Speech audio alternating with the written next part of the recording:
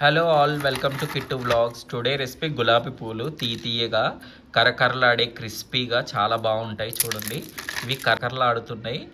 So ఇవి ఎలా చేసుకోవాలో చూసేద్దాము. మీరు కూడా ట్రై చేయండి, కమెంట్ చేయండి, షేర్ చేయండి, సబ్స్క్రైబ్ చేయండి.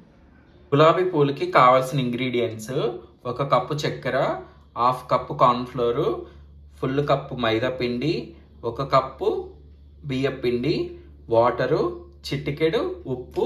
ఇది గులాబీ గుత్తండి. సో ఇప్పుడు ఎలా తయారు చేయాలో చూసేద్దాం. ఇప్పుడు ఫస్ట్ మైదా పిండి వేసుకోవాలి. 1 కప్పు, 1 కప్పు బియ్యం పిండి, 1/2 కప్పు కార్న్ఫ్లోరు, మొక్కజొన్న పిండి, 1 కప్పు షుగరు. యాలకుల పొడి ఆప్షనల్ అండి, మీరు వేసుకుంటే వేసుకోవచ్చు, లేదంటే లేదు. 1 చిటికెడు ఉప్పు. అన్నీ వేసుకొని వాటర్ పోసుకొని బాగా అన్నీ కలుపుకోవాలి. ఇలా కలుపుకున్న తర్వాత వాటర్ పోసుకోవాలి.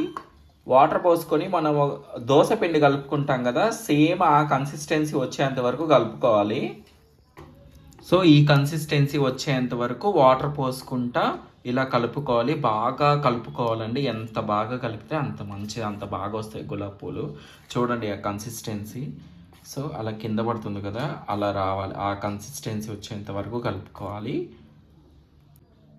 సో ఈ కన్సిస్టెన్సీ వచ్చేంత వరకు బాగా కలుపుకున్న తర్వాత మనం ఒక పావు గంట పక్కన పెట్టేసుకోవాలి. ఒక ప్లేట్ పెట్టేసుకొని ఒక 1/2 అవర్ ఆగినాక పిండి ఇలా చూస్తే కన్సిస్టెన్సీ ఇలా ఉందండి. ఇలా ఉన్న తర్వాత ఇప్పుడు ఎలా చేయాలంటే, బాండి నిండుగా ఇలా ఆయిల్ పోసుకొని మనం ఈ గులాబీ గుత్తుంది కదా, దీన్ని నూనెలో కొంతసేపు ఉంచాలి. బాగా హీట్ ఎక్కనివ్వాలి. హీట్ ఎక్కిన తరువాత మనం సేమ్ దాన్ని తీసుకుపోయి ఇందాక కలుపుకున్నాం కదా పిండిలో ఇలా ముంచాలి. ఇలా ముంచిన తర్వాత ఇలా పెట్టేసుకోవాలి నూనెలో. తర్వాత అవి అవే విడిపోతాయండి. ఫస్ట్ గులాబీ పూలు 1-2 మాత్రం సరిగ్గా రావండి. ఇది కొంచెం బాగా హీట్ ఎక్కిన తర్వాత ఒక 5-6 తర్వాత పర్ఫెక్ట్గా అవే రాలిపోతాయి నూనెలో. ఇప్పుడు ఫస్ట్ది సెకండ్ అయితే మనం ఇలా ఒక నైఫ్తో ఇలా తీసుకోవాలి. చూడండి, ఇలా రాలిపోతుంది. ఫస్ట్ 2, 3 సరిగ్గా రావు. మనం ఈ కలర్ వచ్చిన తర్వాత తీసేసుకోవాలి. ఫస్ట్ మెత్తగానే ఉండిద్ది, బట్ కొంచెం ఆగిన తర్వాత కరకరలాడుతుంది. సో ఇలా 1 by 1 అన్నీ ఇలా వేసేసుకోవడమే, చాలా ఈజీ. కాకపోతే ప్రతిసారి మనం ఇది గులాబీ గుత్తి నూనెలో ఉంచుకొని పిండి ఒకసారి ఇలా కలుపుకొని మళ్ళీ ఒకసారి కలుపుకొని మళ్ళీ నూనెలో వేసుకోవాలి గులాబీ పువ్వు. అప్పుడే మనకి పర్ఫెక్ట్గా వస్తాయి. ఈ కన్సిస్టెన్సీ పక్కా ఉండాలి. చూసారుగా, ఈ కన్సిస్టెన్సీ ఉంటేనే వస్తాయి.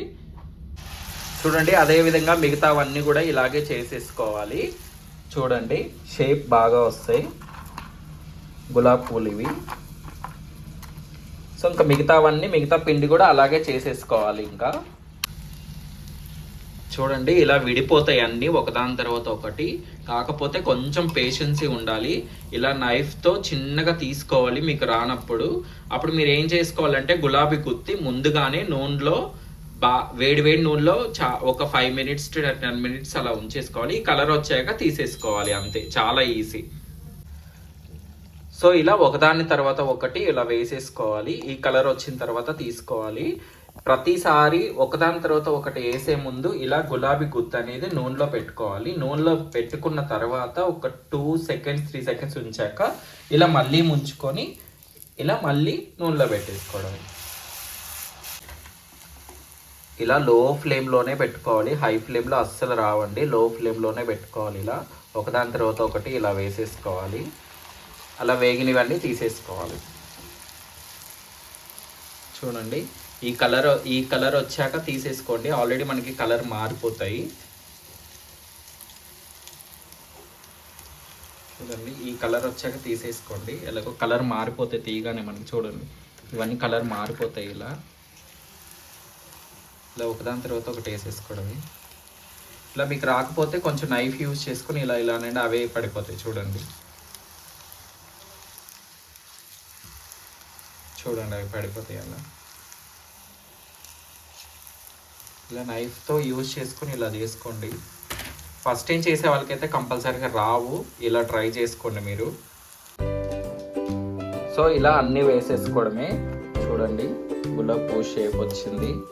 ఇవి ఫస్ట్ మెత్తగానే ఉంటాయి, తర్వాత చూడండి కరకరలాడతాయి, చాలా బాగుంటాయి. మీరు కూడా ట్రై చేయండి.